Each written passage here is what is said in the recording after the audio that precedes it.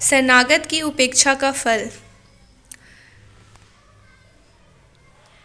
चित्ररथ नामक एक पराक्रमी राजा था। उसके राज्य में एक बड़ा सुंदर सरोवर था, पद्मसर। सरोवर की रक्षा के लिए अनेक वीर सैनिक नियुक्त थे, क्योंकि उसमें बहुत से स्वर्ण हंस रहते थे।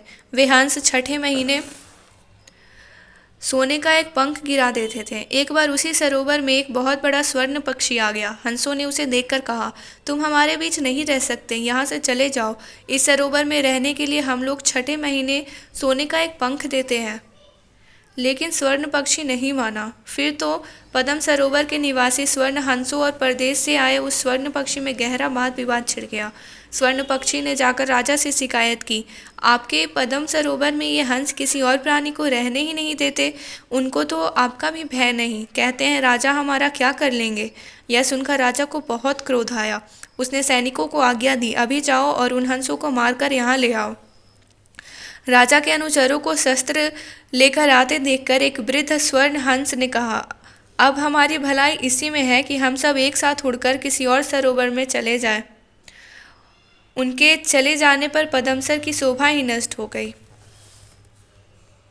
बहुत सोचने के बाद हरि शर्मा सांझ होने पर फिर दूध का पात्र लेकर नाग देवता की बांबी पर पहुंचा और ऊंचे स्वर में प्रार्थना करने लगा। लेकिन नाग फिर बाहर नहीं आया। वह बांबी के भीतर से ही बोला, तू पुत्र शोक भूलकर लोभ बस मेरे पास आया है। अब तेरी और मेरी प्रीत नहीं चल सकती। न मैं लाठी की चोट भूल सकूंगा, न तू अपने बेटे की मृत्यु के शोक से उभरेगा। फिर भी नाग ने ब्राह्मण को एक बहुमूल्य हीरा दिया और कहा, फिर कभी यहाँ मत आना। यह कथा सुनाने के बाद मंत्री रक्ताक्ष ने अरिमर्दन से कहा, इसे भी मार देने पर आपके राज्य के लिए कोई आशंका नहीं रहेगी महाराज। उलूकराज ने दूसरे मंत्री क्रूराक्ष से पूछा। क्रूराक्ष ने कहा, मेरी राय में तो शरणागत को मारना घोर निर्ममता होगी। हमने तो सुना है कि एक कबूतर ने अपनी शरण में आए हुए बैरी की रक्षा तो की ही, उसकी भूख मिटाने के लिए अपनी जान तक दे दी थी। अरिमर्दन ने पूछा, यह क्या कथा है? क्रूराक्ष सुनाने लगा।